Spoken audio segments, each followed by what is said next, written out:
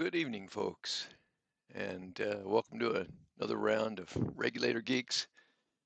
Uh, as always, I'll ask you to mute your speaker as on Zoom and use the spacebar to jump in with questions.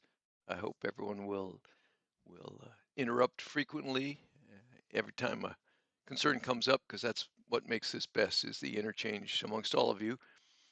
This is looking like a fairly full house tonight, so uh, why don't I make it easier for you to waste a little bit more time waiting for newcomers with a short video.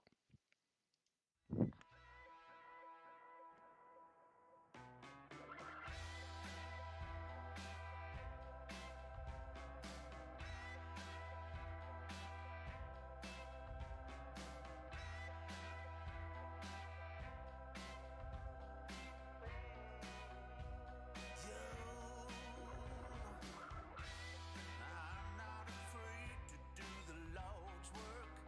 You say vengeance is his, but I'ma do it first. I'm gonna handle my business in the name of the law. Oh, oh, oh. Now if he made you cry, oh, I gotta know. If he's not ready to die, he best prepare for it. My judgment's divine, I'll tell you who you can call. You can call. You better call the police, call the coroner, call up your priest, have him warn ya. Won't be no peace when I find that phone. Who did that to you? Who did that to you, my baby? Who did that to you? Gotta find that fool. Who did that to you? Now I don't take pleasure in a man's pain, but my wrath will come down like the cold rain, and there won't be no shelter, no place you can go.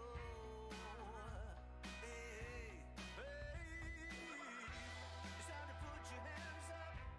Time for surrender. I'm a vigilante, my love's defender.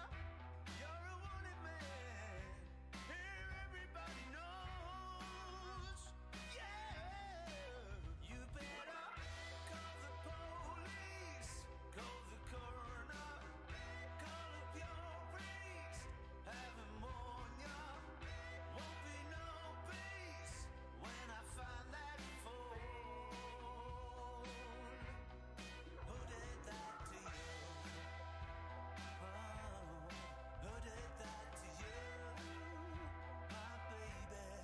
Who did that to you? Gotta find that fool. Hey, who did that to you? Now he'll keep on running, but I'm closing in. I will live down until the bitter end. If you see me coming near, who you gonna call? Yeah, you better call the police, call the coroner, call up your priest, have him warn ya. Won't be no peace when I find that phone.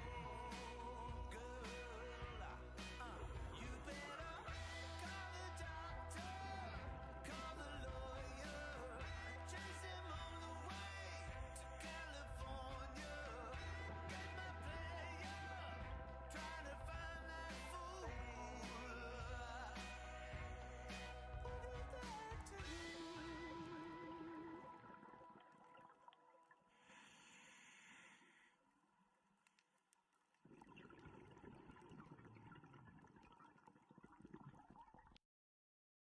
Well, I hope those of you that have never had a chance to dive the Spiegel Grove get a chance to visit Key Largo and do that. It's just a great wreck, and a real challenge when the current's ripping. That was a video that my son did during the year he was instructing with Dan Dawson down at Horizon Divers, and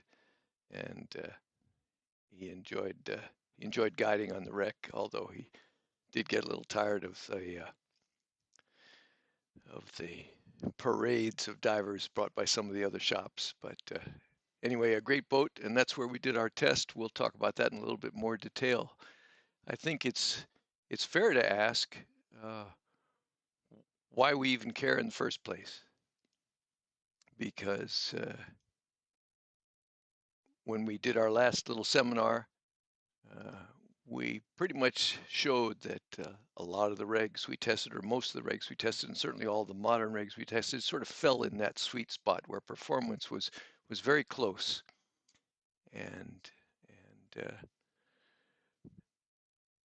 so the legitimate question is, does it really matter? And I think we'll discover by the end of the evening that for the vast majority of divers, it doesn't. But since you're geeks, that's why you're here, and we'll look at that in exhausting detail over the next hour.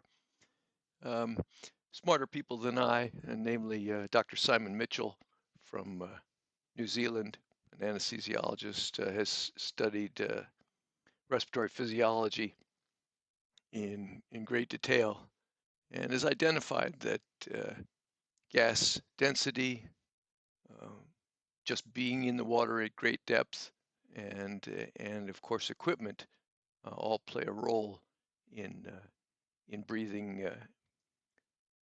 at depth, and that's really what we're going to focus on today. When you dive air uh, to maximum recreational depth, you're at a hinge point in gas density that may in fact play a role in how well uh, you can cope with an emergencies. Here's one guy that didn't. Dave Shaw died in 2005 at a place called Bosmansgat in, I believe, South Africa. It's a 900-foot deep cave that uh, is fairly innocuous appearing from the surface. There's a little green duckweed lake that you can see there with that little tiny blue dot. It's very small, and it's not until you get down to the bottom of this intermediate passage that it opens up into this massive, massive chamber where Nuno Gomez set a record uh, depth in scuba in 1996. In the preparation for that, one of his prep divers, Dion Dreyer, died at about 150 feet, and his body sank to a ledge near the bottom.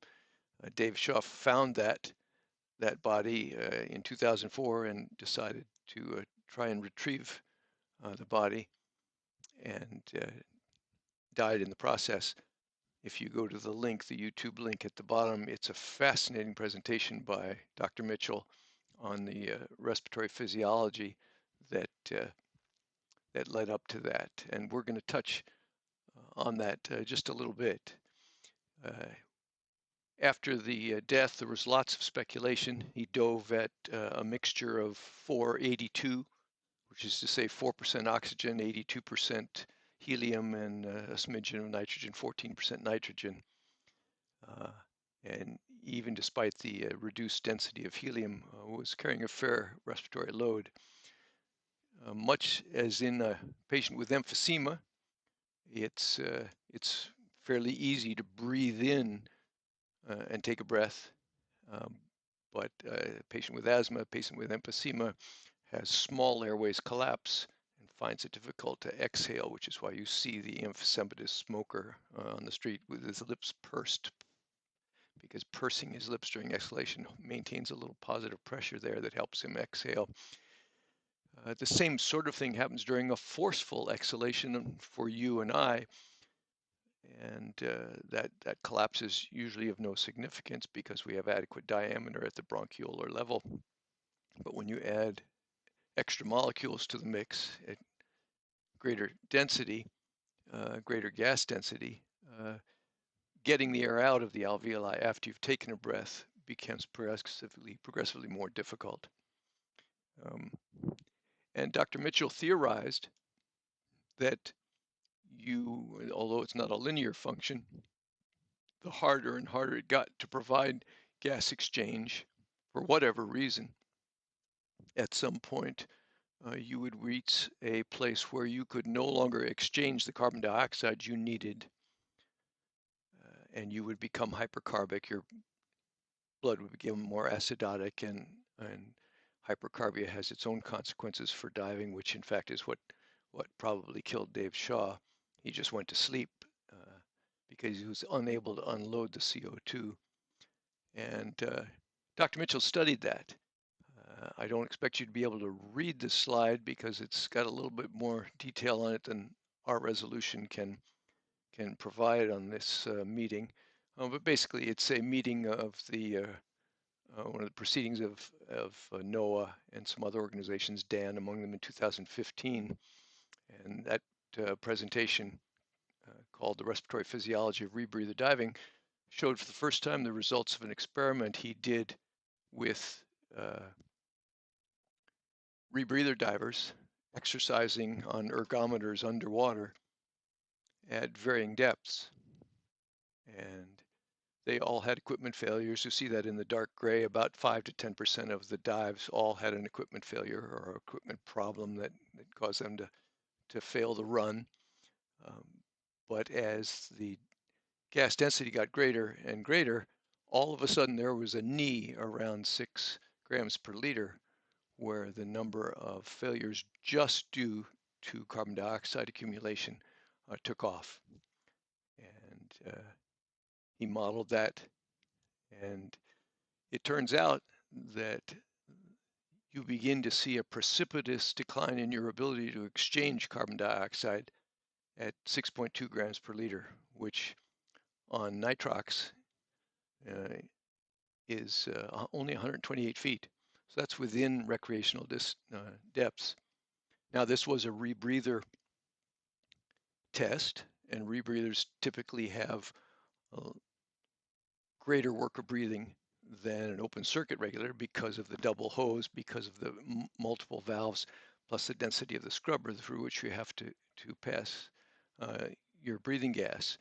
Um, but nonetheless, the same concerns apply. And above 6 grams per liter, you start thinking about going on helium, and I certainly do. I get stupid at 130 feet, so I'll add some helium even to dive to maximum recreational depth.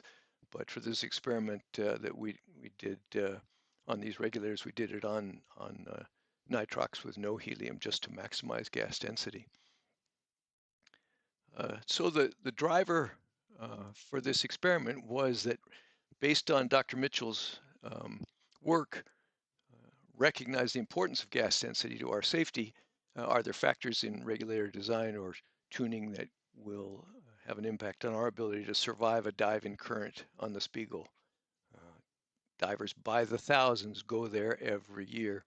It's a unique wreck, like the Vandenberg down on Key West, like the Oriskany, that if you're downstream of the anchor line trying to get back and there's a current, you're going to be working hard. And if you're not a trimix diver with thinner gas, what do you need to think about in terms of the equipment you choose uh, that will keep you out of the trouble that Dave Shaw saw in South Africa? So that leads us to asking how does a regulator facilitate what we call in medicine maximum minute ventilation? That was that straight line curve you saw on the white slide, that maximum ventilation decreases linearly as gas density increases. And you all know the answers to this. I mean, if you have a first stage providing um, poor dynamic intermediate pressure, then your second stage won't be able to perform. Your second stage needs a driver of intermediate pressure in order to allow you to open the valve without pulling too hard against the spring. That's probably worth taking a little look at. Uh, if we go over to the gas bench here, I've got a Mark 20 that's tuned to 128 no, what's that, 131 psi intermediate pressure, and a nice high-performing C370 new regulator. But I've got a tank supplying 1500 psi, but I've got it dialed down here so that it's only providing 300 psi.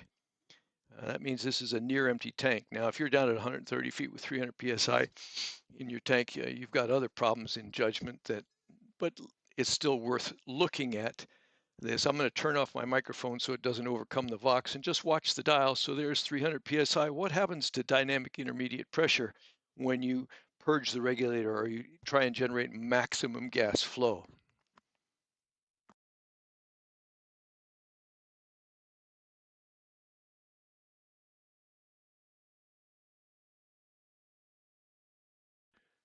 So with a low driver for your first stage, no matter how good the Mark 20 is, it can't keep up with the poor pressure coming out of the tank, and the dynamic pressure that this regulator saw was only 40 psi. It's going to breathe like a pig.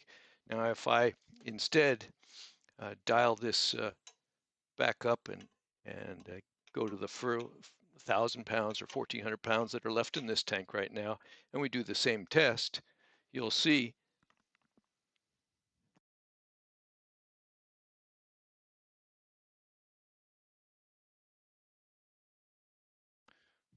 that the Mark 20 has no trouble at all with only a 10 psi dynamic pressure drop because that's what Scuba Pro does well. Its pistons perform like crazy, and despite a wide open purge, that first stage only dropped 10 psi.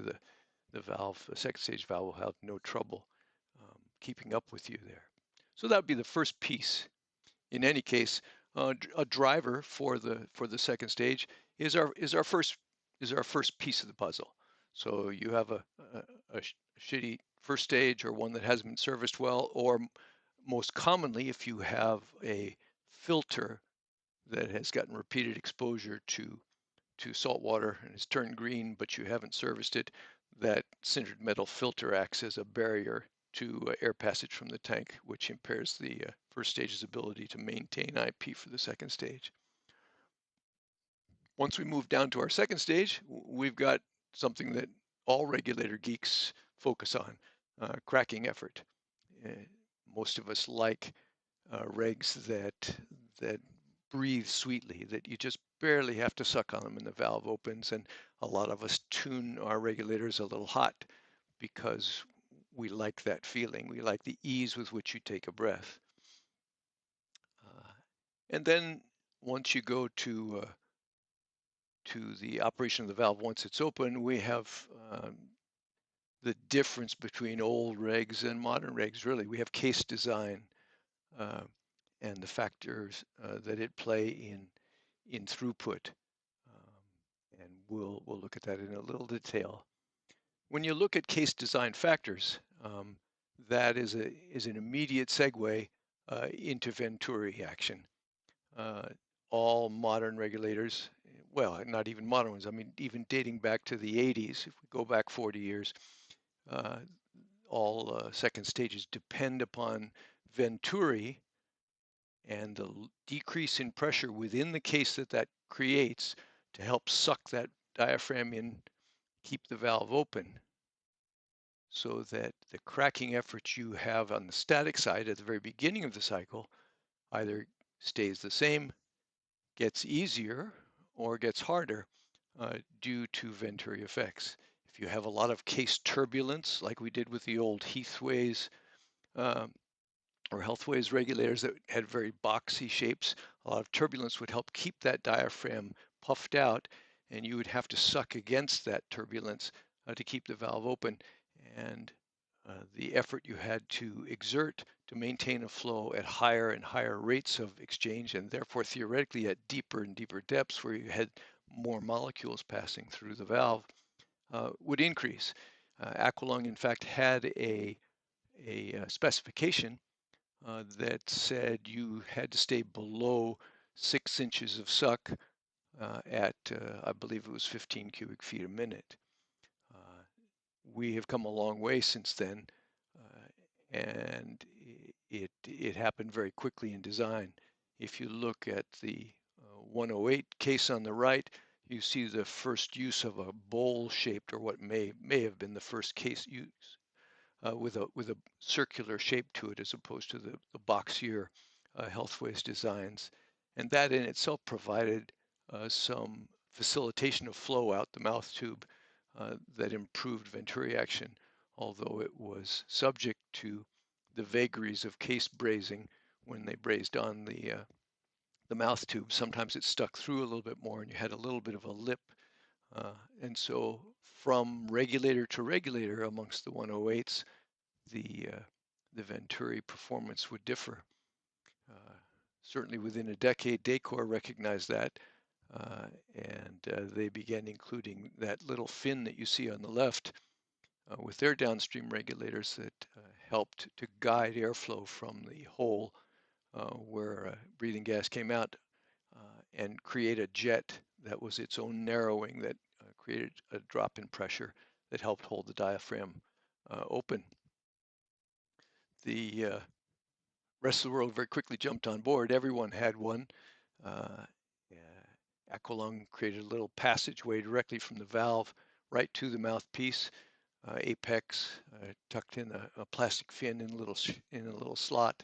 Uh, Everyone made use of Venturi, and most famously Scuba Pro with their Viva. The Viva, the Venturi-initiated vacuum assist, um, became the gold standard there, and that's worth its own discussion for a moment, just because it wasn't the way it's now done. You can't read the slide, but I'll read part of it for you. Basically, the key phrase is that the service technician would adjust this so that when the second stage is purged, the free flow would stop by itself within a couple of seconds. And you would do that by detuning that vein just the right amount so that you wouldn't have a wild free flow, but it would self-extinguish. And you'd hand the regulator back to your diver, tuned optimally uh, to decrease the incidence of free flow. They took it a step further than when they had the G250 HP and the R series that accompanied them. They had a specially designed uh, Viva vein uh, that would either work better or worse depending upon whether or not you put the scallop forward or aft in the case. You'd have a rental version where you didn't want the newbie divers free flowing, losing all their gas on the surface, and you turn that scallop towards the mouthpiece. And if you wanted maximum performance, you'd turn it forward. That then disappeared. If you look at the S 620 Ti, if you look at the G260, they've gone back to a straight blade. And in fact, if you go to a Scuba Pro technician seminar, the instructors don't even teach this anymore. And it's something that's been lost. We now have basically on-off switches. Mars followed that lead of Aqualung with its own direct pathway from the valve opening to the mouthpiece, and that pathway was actually external to the rest of the case, and they became famous for this little accessory pathway, and they haven't given it up. The old Abyss is a virtual clone, or the Mars DR is a virtual clone of the older Abyss. And if you look at the Mars HR, the latest iteration, I think the difference in tube shape is only because it's easier to mold in the plastic that way than any actual improvement in gas flow or maturation of that technology.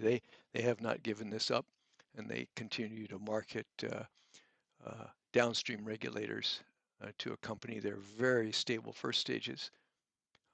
But again, you want to maximize the decrease in pressure that occurs inside the case to help hold that diaphragm in and make it easy for that valve to stay open so that you don't have to keep sucking to keep it open. There were other incremental improvements as well.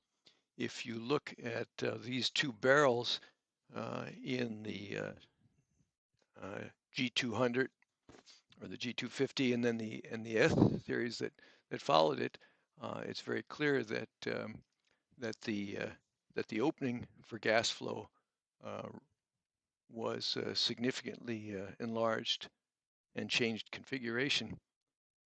And in fact, the gas flow was so good in this barrel that they actually had to detune it by putting that little tooth in there to create a little bit of turbulence to keep it from free flowing too easily.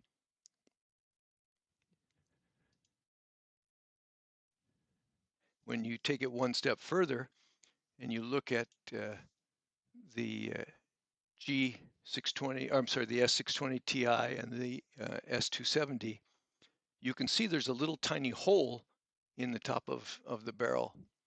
And that hole was added after the fact. We'd like to think that all these regulators are designed by computer, and computer-aided design does play a role, but we'd like to think they're all modeled and then they just print out what they modeled. And in fact, they do a lot of iterative, subtle changes on the fly. And this hole that they drilled in the barrel was because the Venturi was so strong that they actually needed a little exit pathway to blow against the diaphragm to help close the valve so that the Venturi action didn't get away from them. So that little tiny hole is unique to the S620 Ti uh, uh, and the S270. Other improvements we've talked about at our previous seminars. If you look inside an R295, one of the older designs, you can see it's a little bit different from the G250 because the uh, the arrow pointing to 10 o'clock shows a little rounded shoulder in the modeling of the case.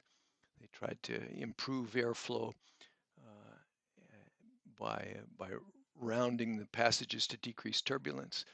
Uh, they also started working on exhalation work of breathing. If you think back to that Decor metal regulator that we saw at the very beginning, you'll remember that it had two exhaust valves and not just one, because that was the problem with the 108. The single exhaust valve really made for too much exhaling work of breathing, uh, and and so Scuba Pro enlarged the valve. Well, by the time you get to the S270, you see they're doing things that are as subtle as changing the shape of the spokes in the exhale valve to facilitate gas flow. They've rotated in the 270 so that they're at 2 o'clock, 4 o'clock, 8 o'clock, 10 o'clock instead of left and right to again facilitate gas flow out the chimney of the regulator case, which was also curved to facilitate exhalation work of breathing. We'll talk about that when we look at Anstey loops. It continues. Um, as I mentioned before, they got rid of the notch in the Viva vein. But the other thing to look at is the difference in mouth tube size between the R295 from a decade ago and the 270 from a few months ago. It's a huge opening, and so it would seem like more is better. Isn't that the American way? Of, you know, a little's good, more has to be better. Well, is that in fact the case? Atomic has its very popular mouthpiece, and there's obviously a knockoff as soon as you turn around. But when you look at these mouthpieces in more detail, you'll see an obvious difference. The atomic mouthpiece has a smaller hole. I mean, here we've done all this work to improve flow through the second stage case, and and then Atomic puts a constriction on there that the knockoff doesn't have. If you look at the Scuba Pro mouthpieces, the same thing is there. They all have smaller mouth holes. These are the three models that are currently marketed by Scuba Pro, and they all have smaller mouth openings than is possible when you look at the mouth tube itself. Um, what's going on here? The this sort of brings us to the numbers piece or the calculation piece of our discussion tonight. Um, Here's an Anstey loop. This one is published in a lot of comparative literature. This is an old Ziegel loop, and everybody loves to use it as an example. And the only thing worth pointing out on it is one, the loop itself, which we'll talk about in a little bit more detail, and then the work of breathing number. I mean, this is what's behind all of the efforts to generate these loops. Is every manufacturer wants bragging rights for their regulator, and you'll see this Siegel, even if you can't read it, has a 1.09 joule work of breathing. And that's comprised of two parts. It's comprised of an inhalation work of breathing, the lower half of the loop. How far down into the negative pressure zone do you have to suck to open the valve and keep it open from the beginning of the breath on the right to the end of the breath on the left? This loop goes in a clockwise direction, starts in the right-hand corner, drops down. You inhale to the left, and then you exhale, and you generate a positive pressure when you exhale. It brings you back to zero. And the efforts were all primarily directed at uh, the CE limits in Europe at the time of 3 joules per liter. Uh, the US Navy had a much stricter limit of 1.37 joules per liter of work, and this one therefore passed with flying colors at 1.09 joules. It's worth noting that virtually every regulator that Scuba Pro markets today, and that's true of a lot of other manufacturers, has less than a 0.6 joule work of breathing, with the 620 Ti peaking at only 0.48 joules. So it's so much better than it used to be, solely due to valve and case design.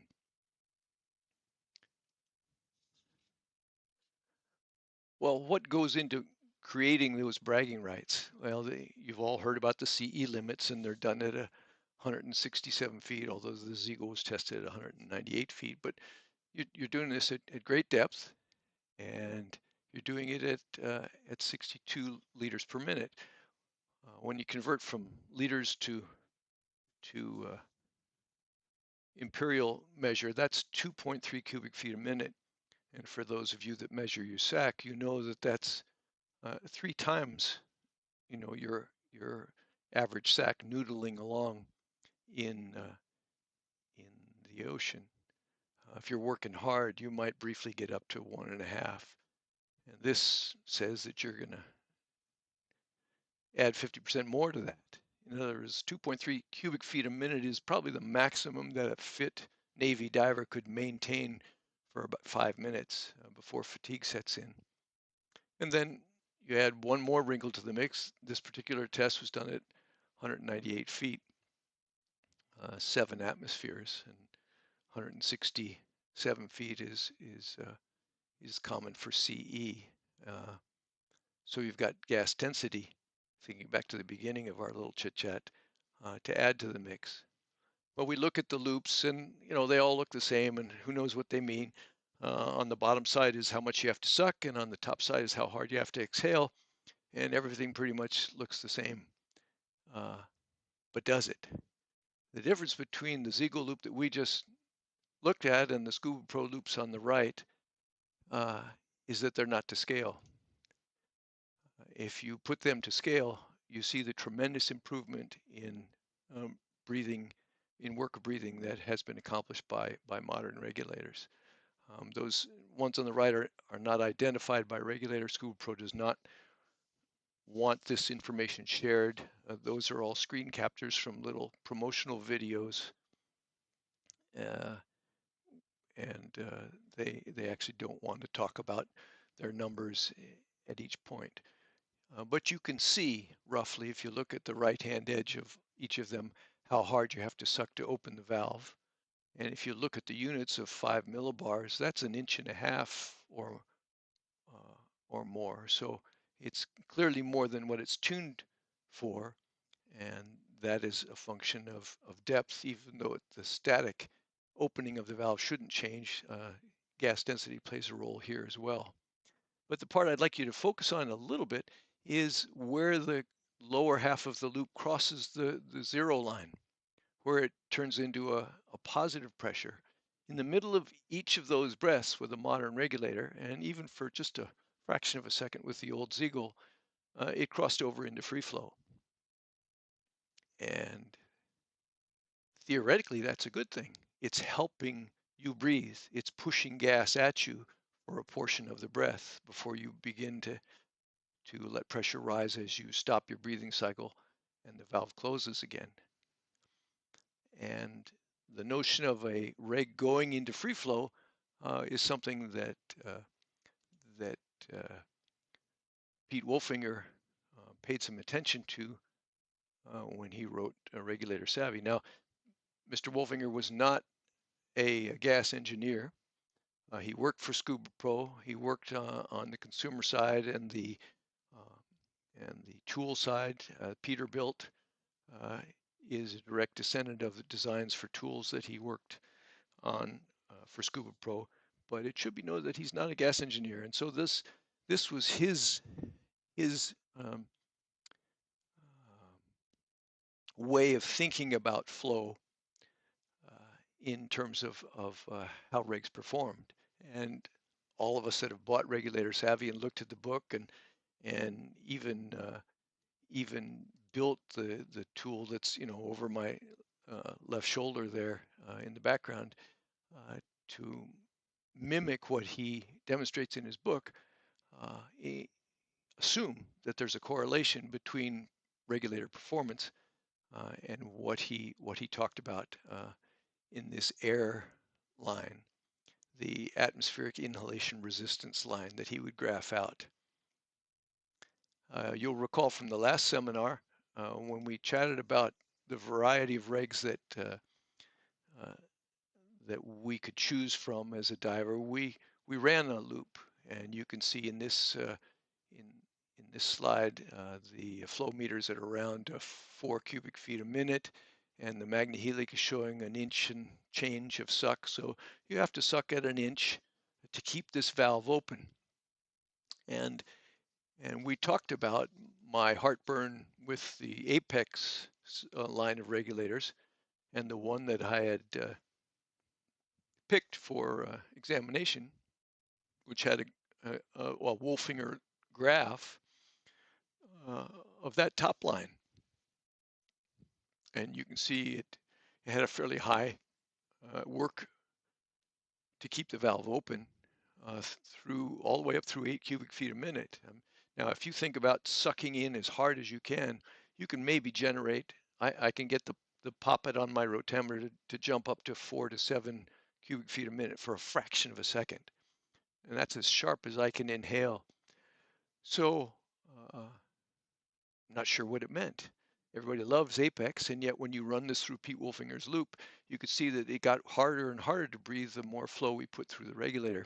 And that didn't fit with what a lot of people thought about Apex. So we went back, took that regulator, cleaned it up, lubricated it well, and hot tuned it by dropping its cracking effort below spec down in the 1 inch or 1.1 inch level, and ran the test again.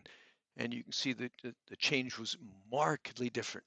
It was a little bit more like the classic line that's in Wolfinger's textbook. The more flow you generated, the more Venturi kicked in, and eventually it crossed over into free flow at around 14 cubic feet a minute. So the first lesson we learned from that is the importance of proper service and maintenance and keeping the internals as friction free as possible. But beyond that, again, we're not quite sure what it means. When it crossed over, though, it was quite an abrupt phenomenon, and it was uh, at a level of gas flow that I was no longer on scale for me, so I can't tell you what that was. But it was obvious when you listen to the reg that it was free flowing in classic fashion, just like it happens on Giant Stride. But does an Anstey loop bear any resemblance or any correlation, rather, with Wolfinger's atmospheric inhalation resistance line? Well, the first problem is that the Anstey loop on the left is a volume loop. You see pressure changes over the course of one breath or repetitive breaths if they're layered in by the computer that's generating the loop. Whereas the graph on the right is a flow loop. It's cubic feet a minute of linear flow in one direction, while the Anstey loop is an inhalation and exhalation all in one place. The next piece of the problem is that at 2.3 cubic feet a minute on an Anstey loop, we're barely on scale in Pete Wolfinger's graph. Nothing's happening at the left-hand edge of his graph. So how do we tie one to the other? How do we tie a regulator with a great thin work of breathing loop, an Anstey loop from the manufacturer, with what we would see on our homemade flow bench? Uh, and this is the sort of thing that was intriguing me, just because I just sort of assumed that Pete Wolfinger's was the Bible, but I couldn't tie the two together.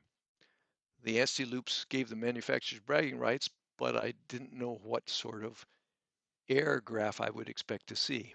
So let's look at physiology just for a minute, see if we can crack that nut. If you, and by the way, I hope just like Luis did, anyone with a question, you just press on your space bar and jump in and interrupt. I'd like this to be two ways. In any case, the sine wave that you see there is a stylized inhalation exhalation um, volume loop. And you exhale and then inhale, and the blue line represents volume, and the horizontal axis represents time. Nothing very surprising there. And there's one breath. And the area of the curve under that one breath, if you multiply it by 25 breaths per minute or whatever they're using on the specific Anstey test they're doing, comes up to the 62 RMV for your test. Uh, and so if the curve is smaller, it's a lower work of breathing. If the curve is bigger, it's a higher work of breathing. And the shape of the line shifts from exhalation to inhalation. Let's convert this to imperial measure, just for ease of discussion here. And 62 RMV then becomes 2 cubic feet a minute, or triple what our normal SAC is in the water. We're working hard for this test. Well, if we're going to try and convert this volume curve into flow, to draw a correlation with Pete Wolfinger's toy, the thing we can build at home, because I can't afford $500,000 for a low-end Anstey machine, we need to look at flow then. And if you look at the 62 liters per minute, or 2.3 cubic feet a minute, remember on an Anstey machine, you don't count both inspiration and expiration. Uh, they're really only counting the inspiratory half. You're taking a 2.5 liter breath and then exhaling it, and you're taking another one and exhaling it, and you add all those 2.5 liters up, and you come up with 62.5 for your RMV. So you're really just looking at the inspiratory half cycle, and because we're inhaling that 2.3 liters per minute in half the time, during inspiration, you're really inhaling 4.6 cubic feet a minute, and the exhalation doesn't count against your numbers. So now we've got a different number to think about that starts to nudge into Pete Wolfinger's curve, 4.6 cubic feet a minute. Well, let's dial in a little bit more closely. When you look at the shape of that curve, at the bottom and the top, you're sort of decelerating, pausing, and then starting up again. At the top, you're decelerating, stopping, and then beginning an exhale. And in fact, most of the work is really only happening in the middle half of that chunk of time. You're doing 80% of your breathing in terms of volume during only half of the time. And so if we do those numbers, speaking very roughly, 80% of that 4.6 cubic feet a minute is 3 and change cubic feet a minute. Well, 3 and change cubic feet a minute in half of the time again is now a peak flow of 7 cubic feet a minute.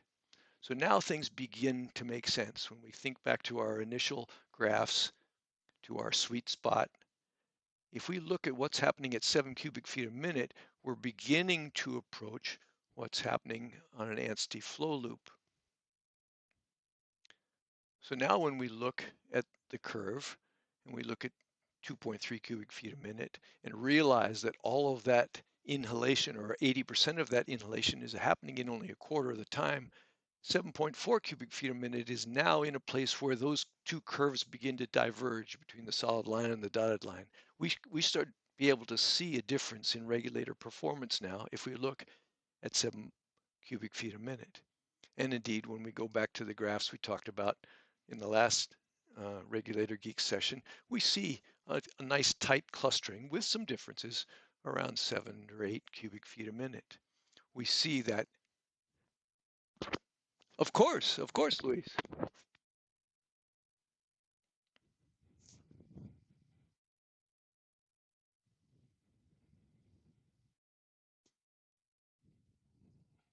You're ahead of me, Luis. You're ahead of me. Give me one more slide. You got it. That's it.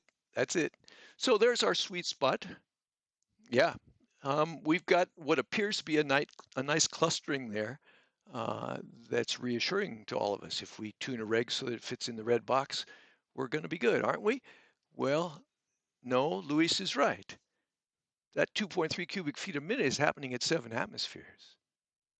So if you multiply the 7 surface cubic feet a minute times 7 atmospheres in terms of molecules, do you have a surface equivalent of 40 or 50 cubic feet a minute going through that regulator?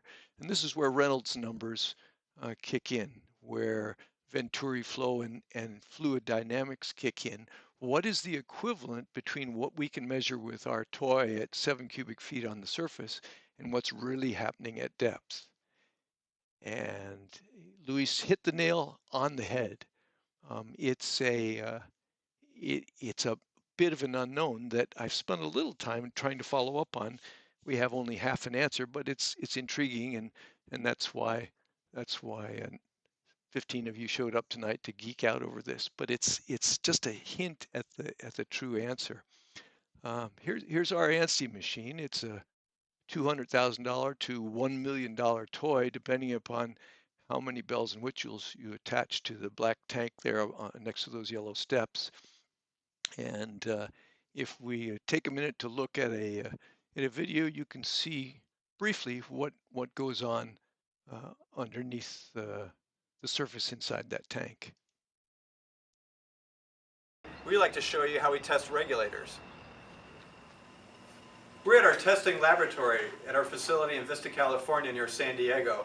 And with me is Tom Phillip, our product manager and Aqualung's regulator specialist. Hi, I'm standing in front of an Anstey breathing machine. This state-of-the-art machine is used for testing and developing regulators and rebreathers. Ed, one of our engineers, is helping me operate the machine while I talk through it. Right now we're lowering the regulator down into this container of water. We control the water temperature, so we have the ability to do cold water testing. After locking it in place, he'll pressurize the container to simulate depth. This machine is capable of going to a depth of 100 meters. After the proper depth is dialed in, we have the ability to set the lung volume, the breaths per minute. We can simulate a diver head up or face down. We can control the humidity of the diver's breath, the temperature of the diver's breath. All very valuable in regulator development. Along the way, data acquisition software is used to capture the performance of the regulator, and that is printed out over here on this computer terminal. And this gives us the feedback we need to further develop the regulator. Maximum quality effect.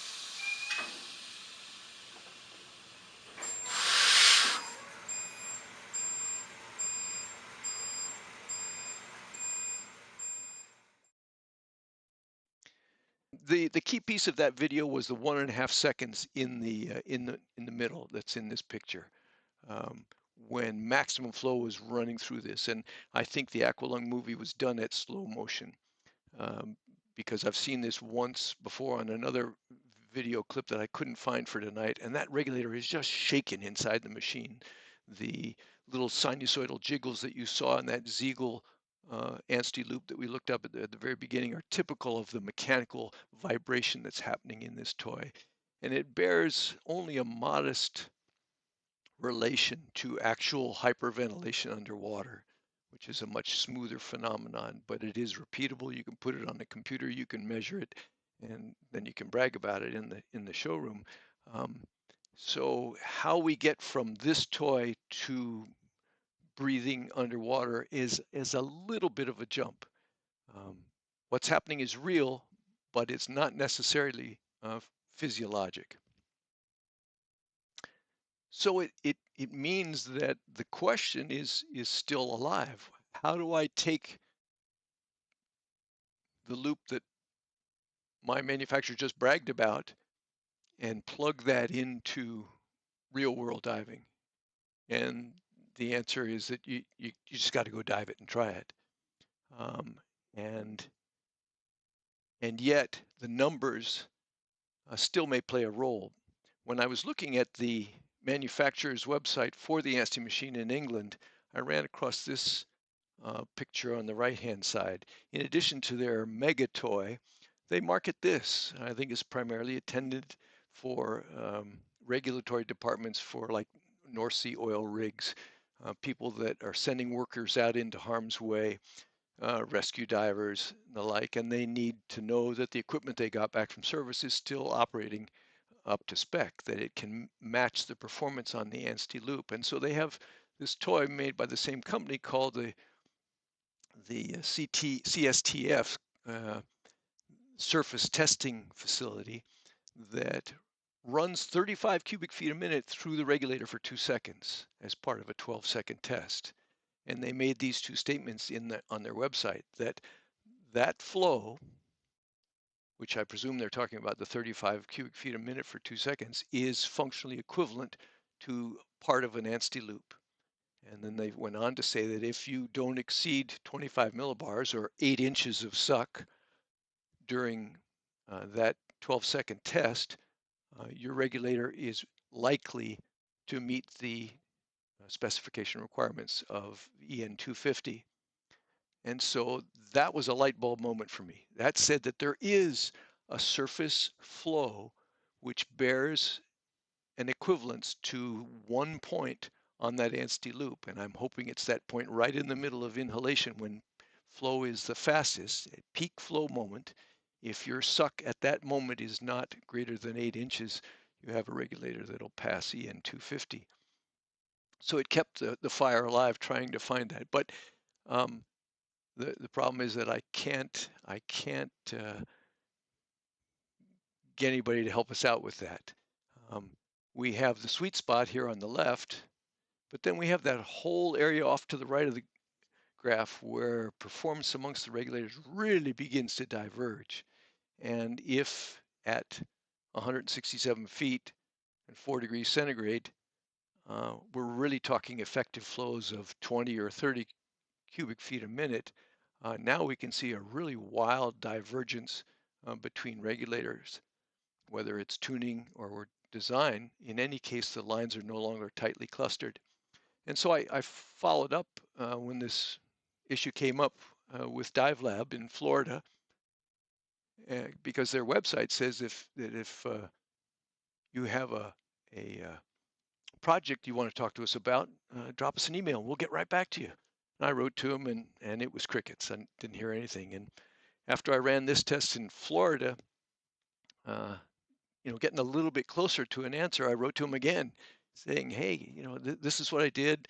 We'll be quiet about whose regulator did best. It's not a bragging rights thing. It's not a confidentiality thing. It's just what's the theory? What's the connection between surface performance on a Wolfinger $250 toy that anybody can build and a $500,000 Anstey machine?" And once again, it's crickets. They haven't even had the courtesy to reply. And I said in the email, I didn't hear anything last time, but at least let me know that somebody looked at this, even if you can't do this for whatever business reasons you have, and still haven't even heard anything. So we're a little bit stuck.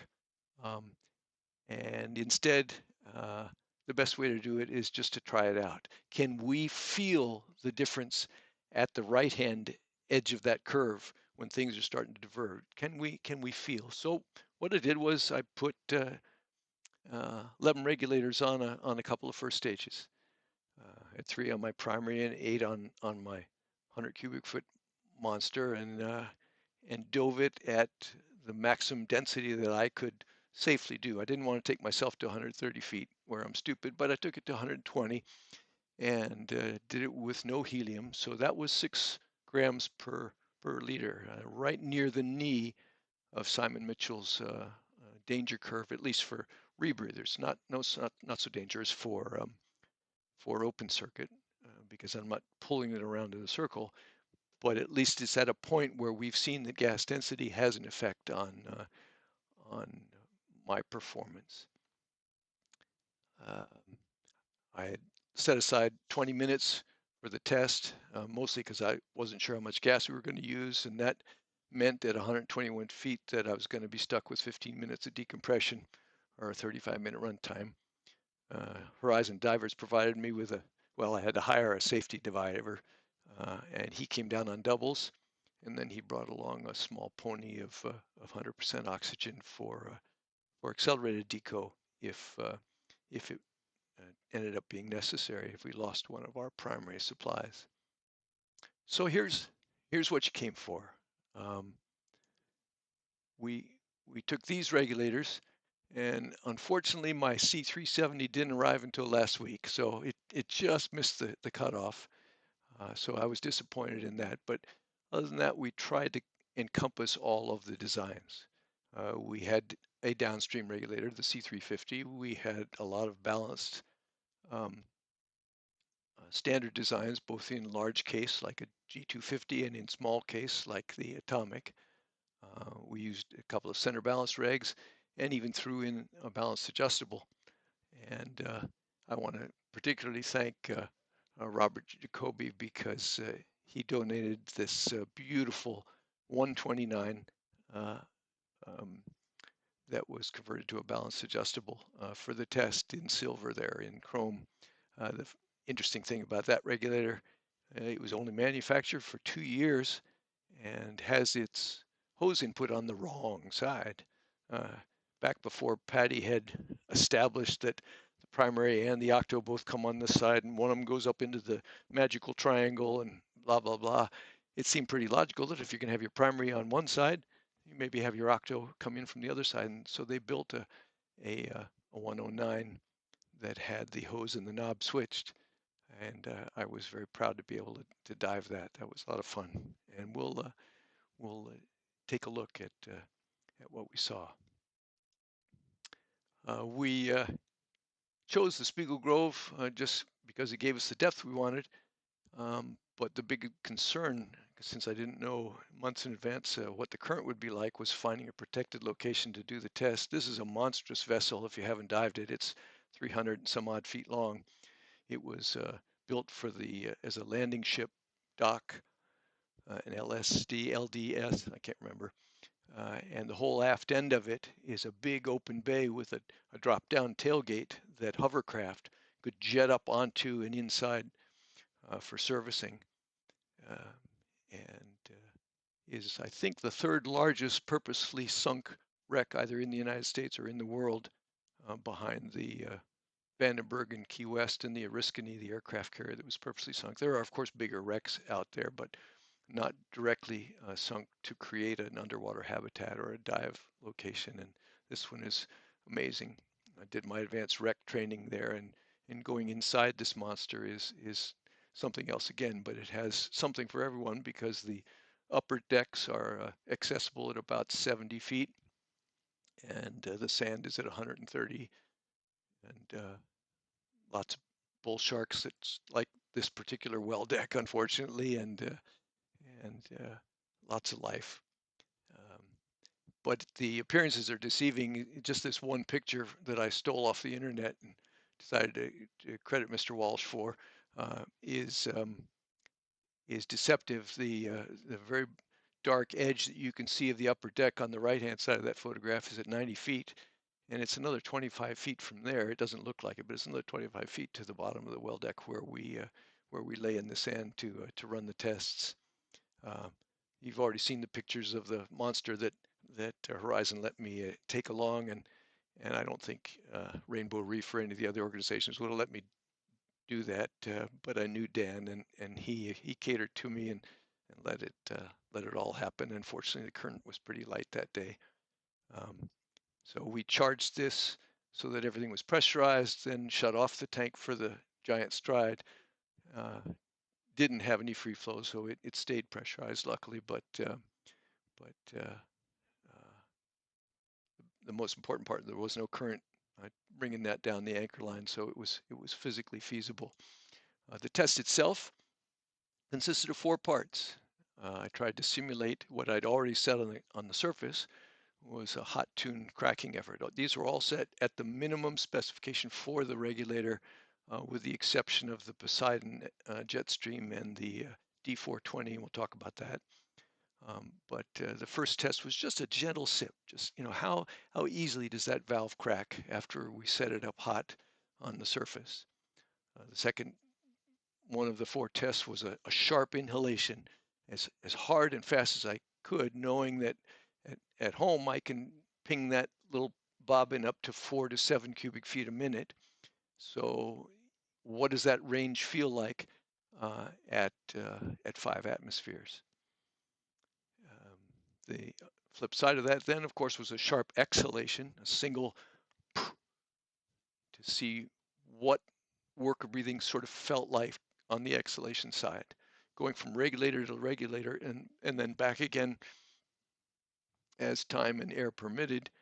Um, just like a brown bag test with a bottle of wine. You can have your favorite bottle of wine that you know is just magnificent, and you take another really good wine and you put them both in a brown bag, and then you compare them blind without the prejudices that go along with it, and suddenly one doesn't come up as well against the other when you're doing a side by side comparison.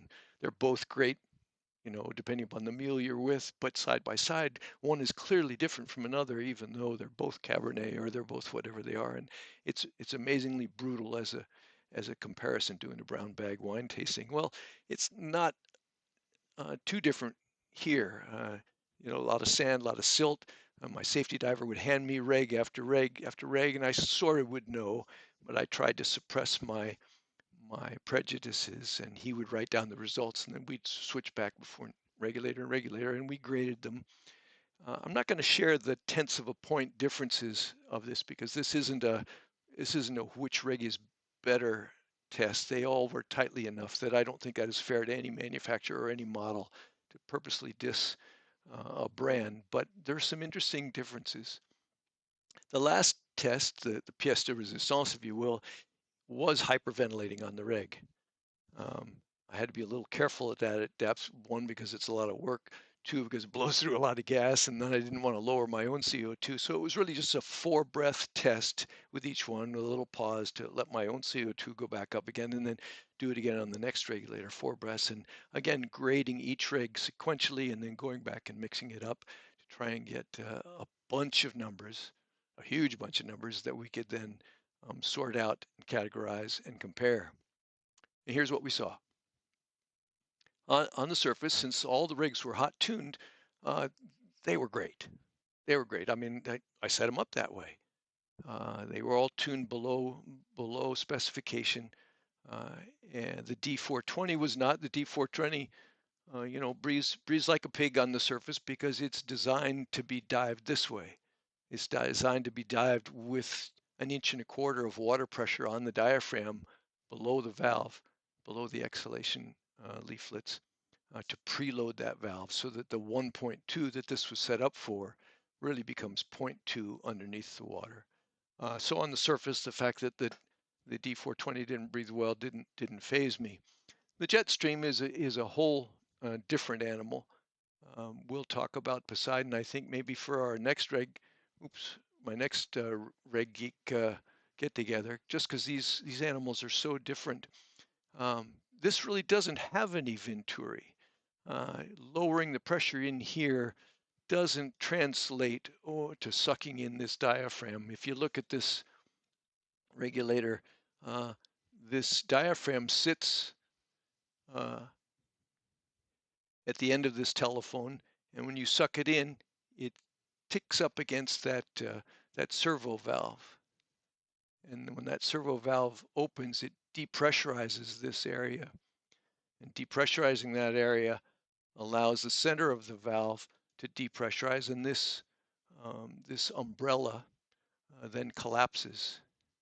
And when that umbrella collapses, because it doesn't have any back pressure behind it, you get a huge amount of airflow coming out of these holes. So the Poseidon regulators breathe differently from every other regulator on the market. They have a very abrupt transition to them when that servo valve depressurizes the area behind that umbrella. They breathe with a puff, and the guys that love them, and the guys that hate them, hate them. And uh, the one noteworthy thing about this regulator, though, it is certified, it is tested and certified to 600 feet. It's used by a lot of the world's militaries because of the tremendous volume of flow that comes out those holes when you collapse the umbrella. The problem with that, though, is that it needs a fairly low intermediate pressure to allow that umbrella to collapse. The jet stream valve is supposed to run at 115 to max of 121 psi coming from your first stage. And of course, I didn't want to take a whole separate first stage for the test, and so I was running this at the same 136 that the other regulators were at, and that's a very stiff mechanism, and it was hard to open. It took 1.4 inches to crack it open, and so I didn't expect the surface tests to be very good, and in fact they weren't. Did I lose one of my controls there? There we go. So so that wasn't too big a surprise. On the way down, I dove my D400. I love my Ds, and they're great regulators, and I tuned this one not as hot as I usually do. I normally dive my own at 0.6 or 0.7 inches, and this one was at 1 inch, which was below the others, but still not as sweet as this could go. But it was nice all the way down, and I tried to suppress my own prejudices in favor of the D400 and try and look at them all equally. Um, when I hit the sand at the bottom and we got all the hoses laid out and got ready to go and checked our gas supply, the light breathing performance of these regulators really fell into three groups. Um, there was just effortless, utterly effortless, and four regs fell into that category. The classic G250, um, the atomic T2, uh, the classic balance adjustable, and the newer Scuba Pro downstream reg, the C350 that we talked about last time. That reg has a case design which really facilitates gas flow, and so that really wasn't too surprising, especially with this tuned hot. They were just great. Um, the next group, though, was not so very far apart. I mean, again, we're talking tenths of a point when I was uh, totaling up the numbers afterwards from multiple tests. And so I didn't want to say silky smooth and average and poor. It's like this was fantastic and this was almost as great and this was, slightly less than great, but they were all right in there. And the vast majority of the regs fell into the great category. When you lump the two together, accounting for little differences, they were all the same, uh, except for the jet stream. And again, the jet stream breathes differently. And when you're talking about sipping, taking a light breath, this is not a sipping regulator. It opens abruptly, and it would be foolish of me to say, well, it's just as good, because this test was not intended to measure that. It was intended to measure sipping performance, and the jet stream doesn't do that. So there was some delineation. Then when we tried the sharp inhalation, it was starting to see some changes. Yeah, the T2 was still there. Yeah, the C350 was still there. Yeah, the G250 was still there. But the balance adjustable dropped off. And now the apex took its place. It was very prompt, easy inhalation. Uh, and again, the second group was was great. It was great, but it was I could feel an effort to to uh, to breathe from the other 7 regs. And is there a match between the two? Well, yeah, 3 out of the first 4 were still in the running, so there's some consistency there. You can say, okay, that's a great regulator to have. Um, but let's add one more. Let's add the exhalation to this now. And now suddenly things changed. When I just measured exhalation work of breathing as a single half-second puff out, uh, there were only 2 that I could class as easy. I expected to have to work. I mean, I knew I was working with 6 grams per liter of gas density. I expected an effort, but these 2 kind of stood out. And the others weren't hard, they weren't bad, but they were notable. And so now we have something else to look at in our analysis of the regulators when we put them back on the gas bench. Um, Amongst the clearly notable effort, uh, were there differences? Um, Almost not. And the one exception to that I will say is this is where the 109, 129 um, was a little disappointing. And it's not really too surprising why. I mean, when you look at the exhalation valve in a 109, apart from the malleable of the balance adjustable that did make CE certification, the one with the satin case and the G250 size exhaust valve, and I've only seen pictures. I don't have one. Luis probably has 3 of them, but uh, that was that would be one where exhalation work of breathing should be easier. But this really wasn't a surprise. Um, was it a deal breaker? No, it wasn't really a deal breaker, but it was noticeable. And so, okay, we'll put that into the mix. Well, we got one more test left, and that was the hyperventilation test. That was the one where now I'm thinking about Dave Shaw. I'm thinking about what do I need to do when I'm in current, struggling to get back at the anchor line versus popping my DSMB and floating away from the dive boat and hoping they'll see my sausage and pick me up later. And now we had our first failures, or what I would call failures. When I look at the 11 regs, none of them were easy to hyperventilate with. None of them were what I might class as effortless. But 3 of them did very well. Uh, Finally, the D420 appeared into the running after, not being a star before that. And I'm trying very hard not to let my own prejudices pop in here, because you'll notice my D400 is not in the good category. But the D420 was, and that's maybe not too surprising because that was designed with exhalation work of breathing in mind. The exhaust valve is uh, is highest in the standard diving position, and so uh, you'd expect that the bubbles going out and up an inch and a quarter higher than everything else would make some things a little bit easier. And that's the direct opposite of what happens in its sister, the D400. The D400 has its exhalation valve down here at the bottom. That's the one significant difference. The valves are almost the same, but the diaphragm and exhaust valve are in opposite spots in the 2 regulators. This one was a real disappointment, and this was amongst the easiest in hyperventilation. So that was good news. Um, the There was again a big grouping of them together, but 3 of them now started to stand out: the D6 signature regulator, the D400, and the balance adjustable. And 2 regs um, were unsatisfactory.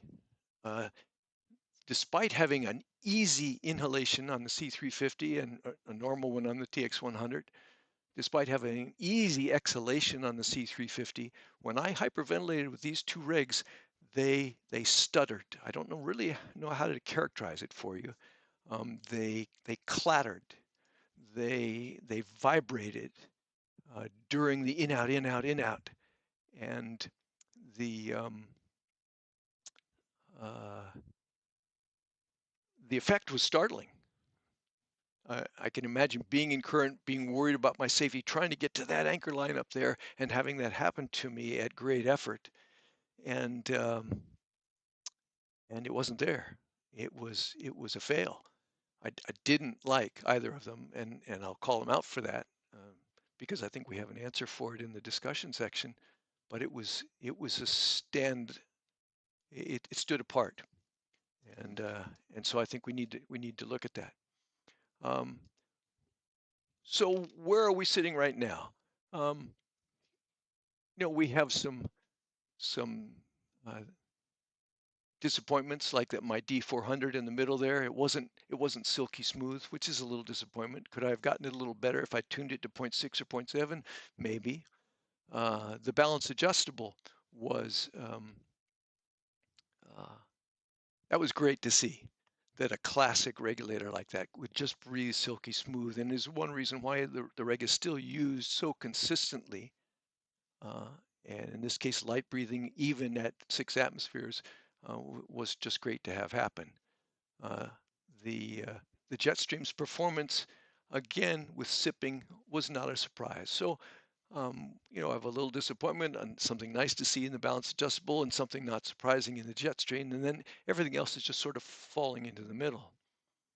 Uh, Same thing with the inhalation. The differences between these regulators were so small, even though according to the grading that I assigned for them at the time, there were differences. There were, two groups. We're talking pretty picky stuff here. Um, but now on the exhalation side, the spread begins to develop. The D400 and the balance adjustable um, disappointments sort of make sense. They've got either a small exhaust valve or one that is lowermost in the water, and that is not too surprising. The D420 and the S270, though, being harder to exhale with than the C350 was a surprise, because all three of those regulators have this tuned exhalation T that is supposedly designed for exhalation work of breathing. The cupping of this T is designed to facilitate flow upward in the water, or flow upward in the water, depending upon which screen you're looking at right now. And they all have identical exhaust valves, um, and only minimal differences in how the exhaust T presents itself to the exhaust valve. So I was surprised at that difference there. Now, it may have been how I was breathing in the water, whether I was looking at my safety diver or looking down into the sand at the time. Maybe there were some subtle things there, but there was a difference there that I can't really explain. Um, but the other differences were perfectly reasonable with the D400 and the balance adjustable. Um, but then once we move to hyperventilation, we have two different phenomena going on here. Uh, the frank failure of the C350 and TX100 to be acceptable to me in an emergency, and then the slightly noticeable effort amongst those three on the right. And we'll spend a little bit of time on that. Uh, let's go back to Pete Wolfinger. After I finished this test, I took all 11 regs, and I've been blowing through gas for a week now, running numbers with different variations. And this was probably the first most obvious thing that jumps out at us, and we can talk about why that is significant. If we take the G250 and G260, who were either at the top of the pack or solidly in the middle of the pack, and look at their curves and compare them with the two failures, there's an obvious difference. Yes, in the 2 to 7 cubic foot a minute range, they're all nestled together and you can't tell any difference. But once you look out at the right-hand side, there's a marked divergence. The fail regs clearly dropped into positive flow. And in the case of the C350, it was really abrupt. It's a very steep curve right there. So while in an Anstey loop that crosses above the zero line and helps you breathe, that's part of what makes work of breathing less in total joules. I think the shape of this curve and the transition from stable breathing on the left to that abrupt free flow on the right is maybe a hint that we have a problem there. I can't say what that would look like at an Anstey loop done at 121 feet and more modest breathing, but I think we have something here that we can play with. And so play with it I did. I took that C350 with the most abrupt changes, and I did what they taught me to do as a G250 technician decades ago, and that's tune the um, Venturi valve. If you think about uh, the regulator, it's not a damn on-off switch. It's not a dive, pre-dive switch. I mean, that's what they've turned us into as non-thinking divers. But this is an adjustment, and so I messed with it on the bench, and I'm sorry to say that on the dive, the only thing I tested um, with regard to Venturi, because again I was a little puckered with how long I was going to have to deco and how much gas I was going to have left, so I didn't waste much time beyond the tests that I'd set out for myself. But one thing I did do with this C350, especially after it failed, is I turned the Venturi off. When I turned the Venturi off, oh my God, it breathed like a pig. It was just awful. And when I put it on the bench after coming home, you can see the results. The red curve and the yellow curve are just light years apart. And that light years of difference is that much movement. When I took the Venturi lever and went from there to there, that's the difference between the red curve and the yellow curve. It is not on off. It is not dive pre-dive. This is a very subtle adjustment. And when I fiddled with it on the bench, and I unfortunately, as I say, didn't fiddle with it in the water, and turned it slightly less than half open, I got a perfectly stable curve. Now, I don't know whether that means it would be slightly harder to breathe at 6 or 8 or 10 grams per liter. And maybe I needed to have it slightly more open, something tending towards free flow. But the point is, this is within your control. So if you just bought a C350 and said, I've got the best and the latest and the greatest, and took it for a dive and found yourself struggling in current and then found yourself confronted by that clatter, that startling that doesn't feel good, um, the walk away from me here is that just a little tweak on the Venturi switch would make all the difference in the world. And I wish I had another day to do this test all over again. Let's look at the jet stream, whose curve was sort of heading in the wrong direction, or what I think of as the wrong direction, with regard to work of breathing, and compare it, for example, with the Aqualung um, uh, piece of junk regulator that we played with in the first seminar. I mean, yeah, it's great for octos. It's usable upside down, right side up. It's a small form factor, but this is not a deep diver's preferred regulator. And when you look at the curve, you can see why. It just barely clears their 6 inches of suck at 15 cubic feet a minute limit that Aqualung created many, many years ago, long before this rig was even developed. It meets that standard that Aqualung created, but it's not a good breather. But the jet stream was. When I hyperventilated with the jet stream, there was a little effort to it, but no hesitancy. I mean, when that valve opens, and this is what jet stream divers or Poseidon divers like about this regulator, when it opens, it opens. And although I felt I had to work to open the valve, there was no resistance to exhalation, and it delivered as much as I want.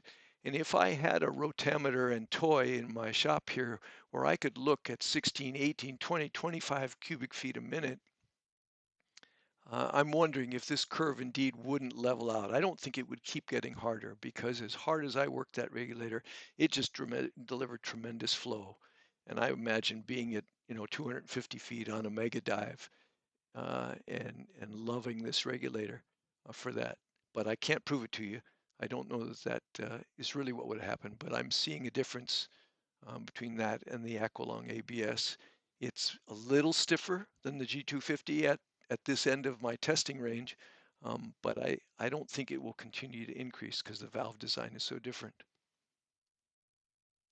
Let's take a couple other little things that I did notice in passing during testing. There were a couple of regs um, that had quite obvious surges from um, passive flow to Venturi assisted flow. When I would run this on the rotameter and I would slowly increase the vacuum, increase the suction to increase flow through the toy, I would very frequently see, and most markedly with these two regulators, a very abrupt shift. It's like a downshift in a sports car. It surged. The rotameter bobbin would take a jump up of a cubic foot a minute or 2 cubic feet a minute with almost no change in vacuum that I applied to the device. And that was true for both the D420 and the Signature. They are kind of supercharged. And I was reminded when I saw that of a presentation comment that Rene Dupre has made more than once at both seminars and at DEMA when he talks about this new D420 compared with their flagships S620. He calls the S620 the Ferrari of their line. It's clearly their top end reg. It has the lowest worker breathing of any regulator in their lineup by a little bit. The S620 is 0.48 joules and the D420 is 0.58 joules. So I guess there's a difference between them that you can measure. But he called the 620 a Ferrari and he called the D420 a Corvette. He says, this is our muscle car. And I think he was referring to the shape of the Anstey loop, where there is a point at which it has a very abrupt shift uh, uh, into the positive pressure zone. And I think that's sort of what we're seeing here. Um, I think if I'd hot tuned the D420 a little bit, and remember, this is a test that is done at the surface with this regulator tuned to 1.2 inches, whereas the D6 was tuned to only 1 inch or zero point 0.9, I can't remember. But the difference between the two is quite significant on the bench, and I think it's less significant in water because if that D420 diaphragm is much lower. But I just thought it was noteworthy in passing that there's this surge that occurs. If we look at my favorite regulator that I hoped was going to win the day and didn't, um, and I retuned it when I got home, said, gosh, I was disappointed. I wonder what I could have gotten if I'd had it at my 0.6. And this was the curve I'd gotten. Is there much difference between the two? No, it's not huge, but I think what's worth pointing out here that put this regulator solidly in the pack is the stability of the curve, the flatness of the curve. And if it tends towards zero on the right-hand edge, if it crosses over into free flow a little bit, that's probably a good thing. It's not that massive change that the C350 had because I didn't tweak the Venturi lever. It's a stability. And if there's one thing that I can identify in the more modern regs versus the old ones, it's their stability as you increase flow through the regulator case.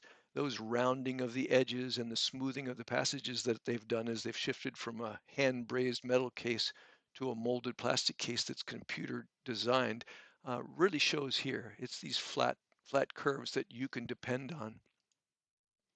Same thing with the Atomic. The Atomic was so stable, but in the last seminar, one of the guys pointed out that he dives his with the Venturi vane retracted. The Atomic is noteworthy for what they call an AFC or an automatic flow control. And the AFC device is really just, instead of having a knob to twist the Venturi vane. Instead, you have a little diaphragm in here that senses atmospheric pressure when it's assembled. Once it's assembled and sealed, you've got atmospheric pressure on this side and ambient on this side, and below 60 feet, there's enough pressure on that diaphragm to pull that little vein that you actually can't see. If I turn on the light, maybe get a little bit, but it pulls that vein to the right about a third of the distance and removes part of the obstruction to flow. So it's an automatic flow control that they make a big deal about. Interestingly enough, although there was a difference in the curves, it wasn't very significant. And what that says to me is that nothing matters at this level. This is probably less than 60 feet.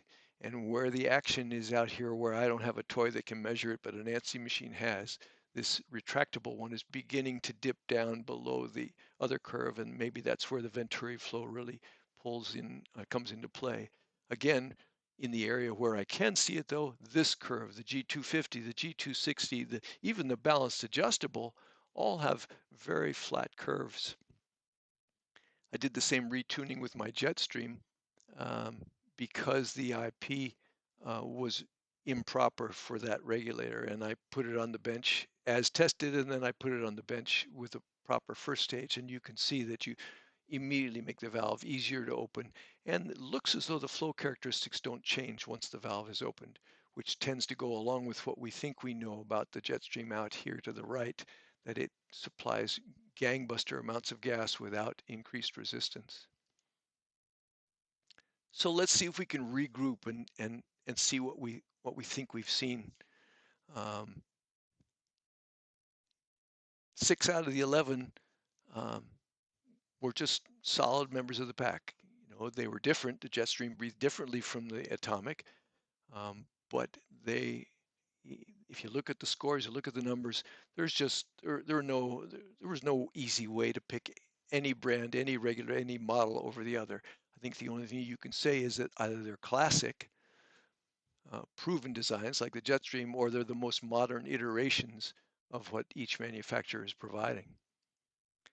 And indeed, when you look at their curves, they all show that same similarity, that same stability in the mid portion, and what we hope is true of the Jetstream out at the higher end. But these regs were all identical at hyperventilation, good solid providers, plus or minus a little bit of resistance. And it was cool to see that if I got rid of the exhalation valve problem that plagues the older cases, the problem with the 109 and early ballast adjustable, we all know is there, that small exhaust valve. If you look at Wolfinger's test, which is just an inhalation test, the ballast adjustable and the 109 are identical to the best modern regs. They have a shape, they have a design and a valve performance which is very stable at all flows, until you start adding into the pie the exhalation work of breathing, which is what's caused them to score lower in total. So now we're left with just a couple of outliers. The C350 and TX100, which I called a fail, we have very clearly identified you can fix. If you tune the Venturi valve on your home rotameter like you did a G250 so that it sort of self-extinguishes a free flow, you've got it covered. If you think as a diver of this not in terms of being an on-off switch, but as an adjustment, you can fix that problem if you're confronted with that stutter, that clatter, that startle at great depth and current. And we're okay there. I didn't have a C370, but I did a week later. And so I put the C370 that I just got on the bench this week and compared it with the C350 that failed. One is a downstream, one is a balanced barrel regulator, but they share the same case. They really share the same gated Venturi outflow tract, even though they have very different valve mechanisms of action. And their performance was almost identical on Pete Wolfinger's test bench.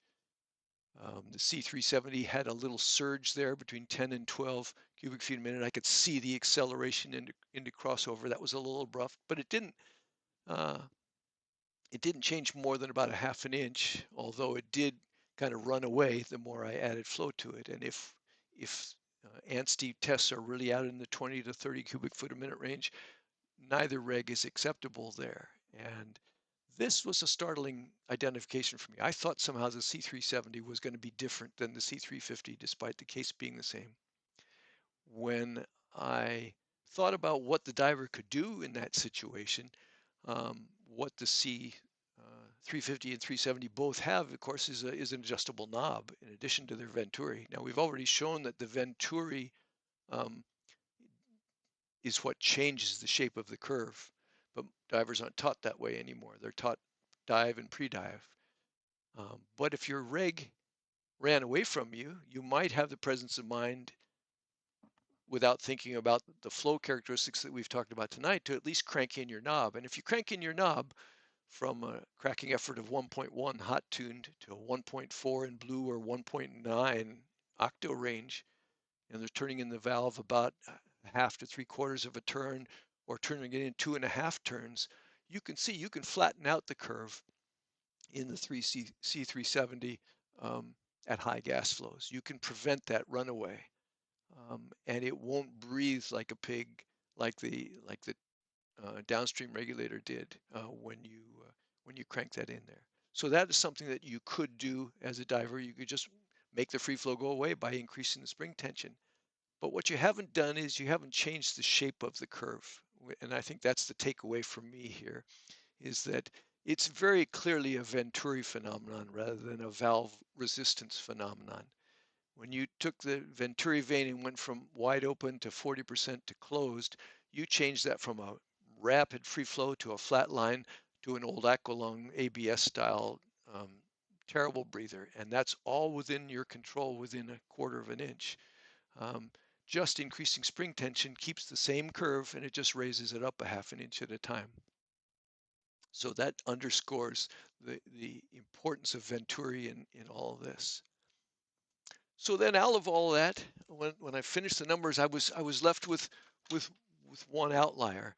And that was a little bit of a disappointment. The D6 I didn't have an explanation for. I mean, the D400 failed because of its exhaust valve. The ballast adjustable failed because of its exhaust valve. The C350 and the TX100 um, were losers because their Venturi was not properly tuned. And I'm actually interested in running that by Scuba Pro later to say, why am I seeing this? Why do you have it this hot? Because I couldn't make it go away by putting it at specification cracking effort of 1.4 inches. So when we uh, when we look at this, um, we've got two cases that are very close to the same. Both of them are designed by Chris Richardson.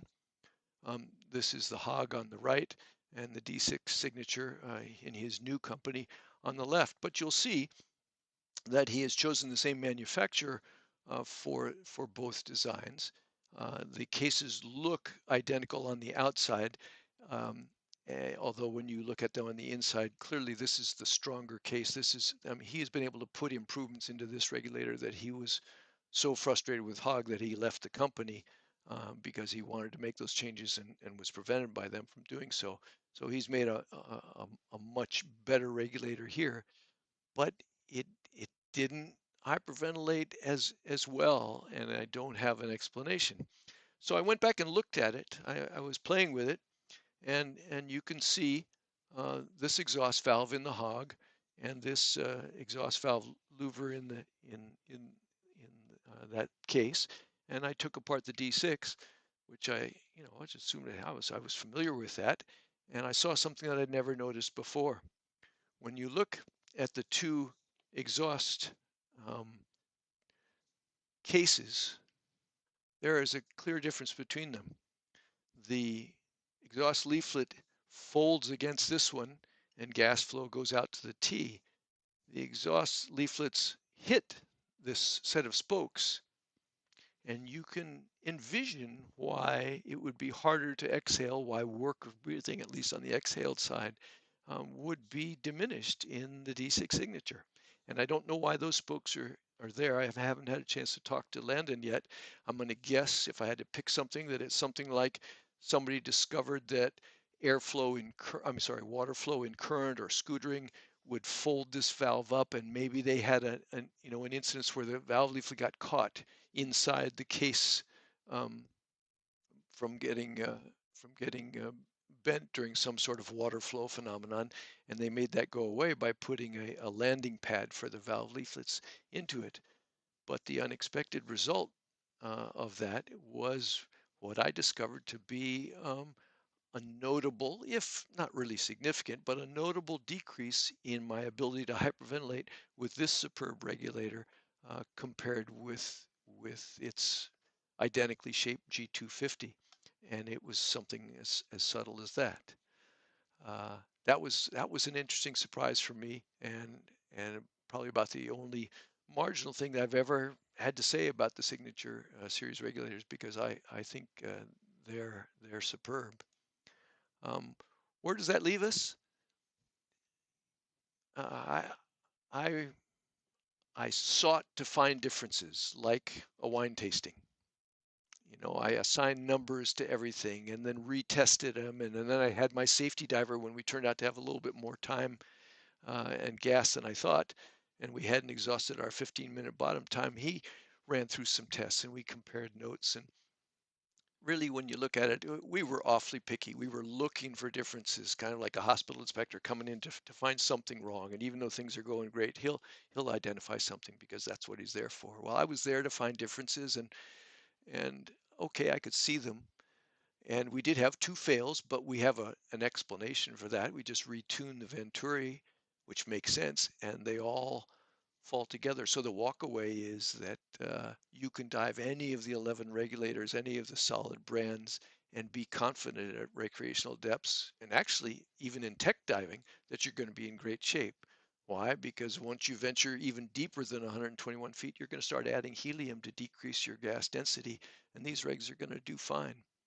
There's some little things, and so I was able to identify them, but there's no failures here. There's no failures. I didn't even dive the balance adjustable um, because 121 feet with nitrox is as high as I'm willing to go on gas density.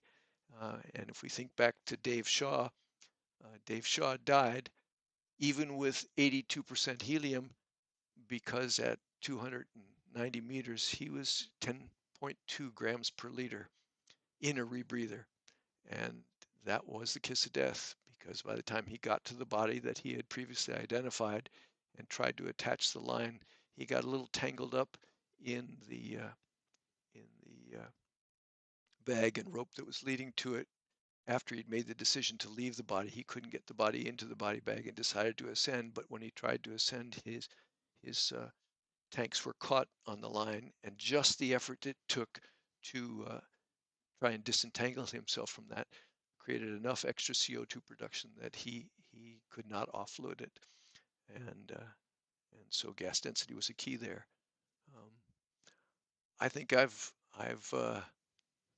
exhausted my ability to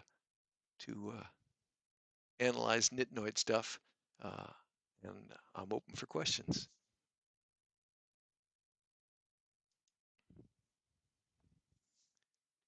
Well, before you all sign out, I have one more little video. Uh, it's going to be a little self-embarrassment video. My son photographed my second advanced wreck dive inside the Spiegel Grove during a training visit in Florida a few years back, and so he made that. I put it on YouTube, but YouTube deleted the soundtrack because it violated Tracy Chapman's copyright, and so I imagine when I try and publish the tape of Regulator Geeks #3, it'll get stripped again. But at least live, you guys can hear it. I thank you for joining me, and I will see you when we do Poseidons for Regulator Geeks #4.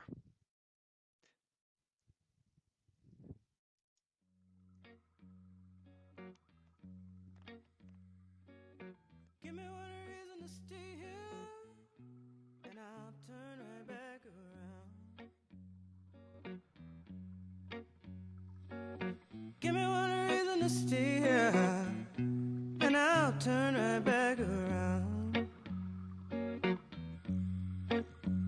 Said I don't wanna leave you lonely. You gotta make me change my mind. Baby, I got your number.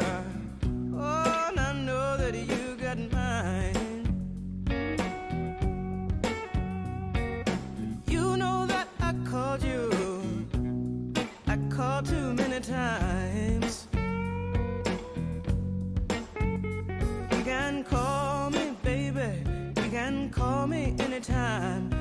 got to call me.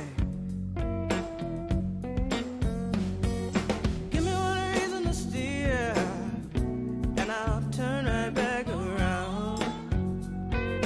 You can see me turning. Give me one reason to steer, and I'll turn right back around. You can see me turning. Said I don't wanna leave you lonely. You gotta make me change my mind. I don't want no one to squeeze me. They might take away my life.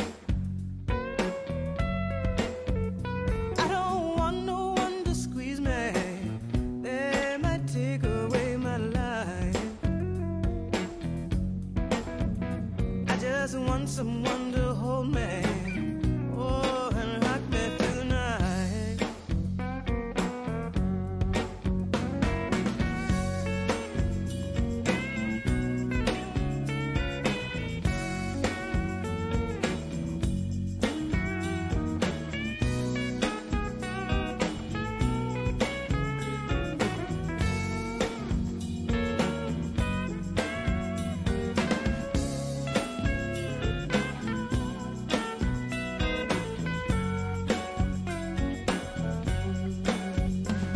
The youthful heart can love you, yes, and give you what you need.